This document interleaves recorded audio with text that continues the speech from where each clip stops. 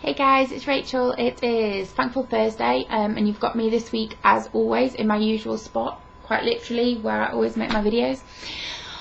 This week is week 5 of a 6-week rota that we've been doing, and it has been on the health recovery model. The first week we looked at pre-contemplation, then contemplation, then active change, then maintenance of recovery. This week is relapse, and week 6 will be a review of the model. That will become, well, should be next week, but as it's International Women's Day on the 8th of next week, the final part of the rota will be done on the week beginning the 13th, I think it is. And that's not to say that we're us doing a week because it's International Women's Day on the 8th is because all of these videos are aimed at women. It's just that there are only women who work on the channel at present, and so we felt that that was quite a nice spin to use, and I'm not sure of the details completely, but you will find out next week, obviously, if you watch the videos. And while I'm at saying to do with women, I will say I've been thinking about having a guy on the channel for a long time, so if there is anybody out there who is in recovery and is male, that could be quite helpful for us. And I was thinking about having a word with a couple of people once I've spoken to the girls, so I just kind of wanted to put that in there. So yeah, this week we're looking at relapse. Relapses are normal. Relapses happen to everyone and anyone. Relapses happen in all types of illness, not just mental health, in other diseases such as cancer. Relapses are part of recovery. Relapses are part of the healing. Okay, so with regards to eating disorders, relapses are going to happen. Relapses are horrible and distressing. They make you feel hopeless and helpless. They make you feel like giving up. They make the people around you, they make you suffer. They make you struggle. They make you feel like crap. They make you feel like you've failed. They make you feel like you're never going to get better, that what's the point in trying. Okay, so there are some of the associated thoughts and feelings with relapses. However, and you knew that was coming, didn't you? However, there is so much to be learned from relapsing, that relapses for that reason are an integral part of recovery, because if we didn't relapse, how would we learn? And it is only by falling down on our arses that we learn to be able to pick ourselves up again. If all we do is keep walking, we're never going to learn. So by falling down, you're learning to pick yourself up.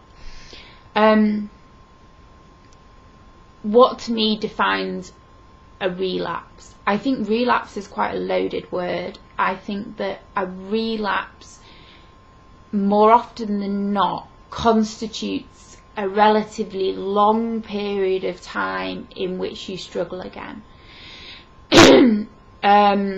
Some people don't relapse, if we're using my kind of model of what a relapse is. Everybody slips, falls, has a blip, has a moment, goes into a funk, uses a behaviour on a number of occasions, whether that will be once, twice, 3 times, 4 times, 5 times over a week, over a month. Within eating disorders, obviously there's a whole range of behaviours. One might begin to restrict, maybe struggling and skipping dinner for a period of time, purges a few times, over exercises, takes laxatives, binges. There's a million different types of behaviour, and obviously within eating disorders there are blips in other behaviours, because more often than not an eating disorder is also suffered alongside self-injury, depression, mood disorders, anxiety disorders, OCD, what have you.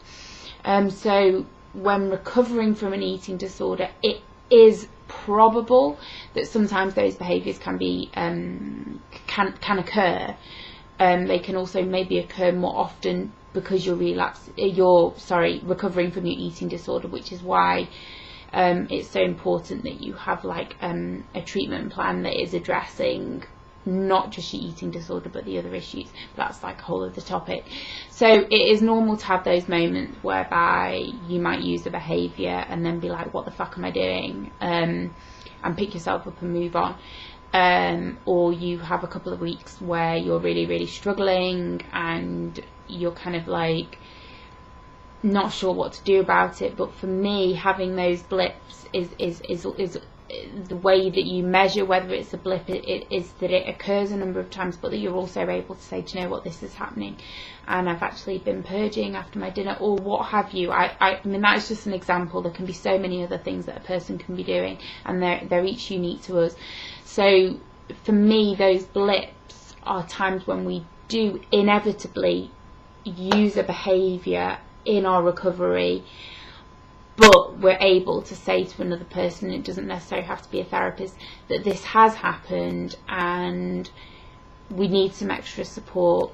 In my case, you know, the process of recovery was a long one for me. It was done very, very slowly.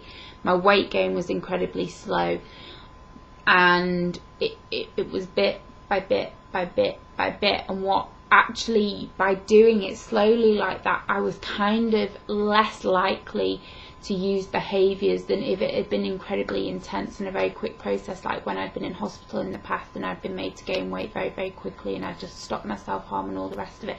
When I actually did it from home, I did identify the fact that I needed to stop using behaviours such as my self-injury, which I did do. I obviously had my moments, but I kind of, you know, recognised those very quickly and would stop whatever it was that I was doing. With my recovery, and it sounds very cliche, but cliches are there because they're a truth, it was very slow, and it needed to be slowly so that it was realistic for me, and it didn't mean I would race ahead for a few months and then just completely fall back down. So it was bit by bit by bit, but I did very quickly begin to eat a normal amount and enough to help me gain weight, although the weight gain process was very slow.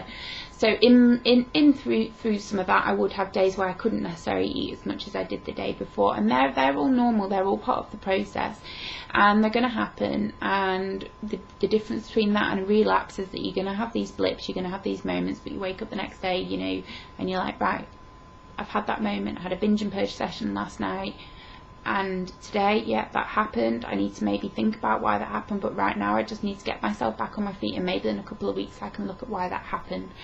Relapsing for me is, I'd been in recovery, proper recovery, at the beginning of 2004. I had a relapse in 2007 with my anorexia, and quite a severe relapse.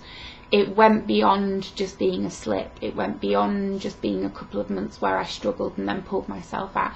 It was a relapse, and I became very, very poorly again. And I used all my behaviours again. And I got very, very ill. It was incredibly hard to cope with because I'd been healthy weight for a number of years before that. I was eating normally before that. I wasn't using any behaviours. I was going through university. I was completing my degree. And when that relapse happened, it was very hard to accept. And I think that that's a big thing with relapses, is accepting that that's happening.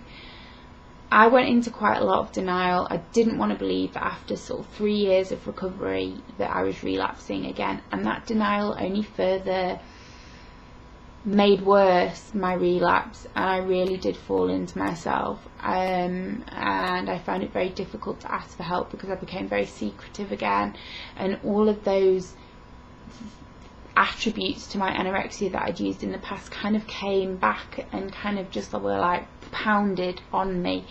So that was a really, really difficult time. I don't remember an awful lot about it, and you will often find this with illness, but I do kind of remember trying to get myself out of it, engaging in things again, and by the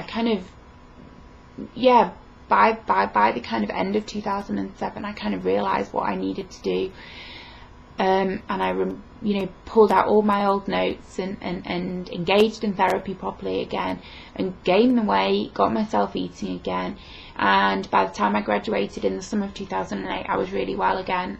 I was working and all the rest of it. So that relapse had been quite ongoing, and it was a relapse. Not all of us relapse. I know people who have been well for numerous years now and have never relapsed like that again. They might have had their moments through their recovery period, but once I know one specific person who is fully recovered and has been for a few years now, and although through the process of her early recovery she had her moments, actually while she's been recovered, despite struggling with other mental health problems, has not relapsed at all with her eating disorder, which I think is pretty impressive stuff, to be honest. So that's a vulnerability that maybe we need to be aware of when we're recovering, that there is the possibility of relapse. However, we do not want to focus on it so much that that it becomes a self-fulfilling prophecy, that we do relapse because we think we're going to relapse. Okay, when you relapse, or it's easier when you have a moment or a blip or a dip, that you have to be able to say to yourself, this happened and I need to accept that this has happened, and although I might not feel able at the moment to look at why it happened, I am going to make an effort to look at that later on. Different therapies work with these things in different ways. DBT looks at chain analysis. Some people don't find that helps because they don't particularly want to go back over why they did what they did. But what I will say is that was the last relapse I had, and we're now in 2011, and I've been fine with food and all the rest of it for a long, long time now. I don't actually believe I'll ever relapse with my eating disorder again, because I feel like I learnt an awful lot the last time. I did become quite ill again last year, the summer of last year, in very, very different ways, nothing to do with my eating disorder, and I've kind of bounced back from that, and I feel a lot stronger. But one of the biggest things you've got to be able to do is to forgive yourself, and to be, because if you can't forgive yourself, it's very difficult to get back onto the recovery track. So I had to forgive myself and say, do you know what, this happened. It feels like shit that this happened, but it did happen, and now I need to just move on, and I need to pick myself up and get my life back on track and keep doing what I need to do, and that's where I am today. So that's kind of been a bit of my journey with regards to recovery, relapses, being recovered, and you do get to a point, and I genuinely think I will never relapse with my eating disorder again. That feels pretty powerful. So keep going, and I look forward to seeing you guys next week. Okay, bye.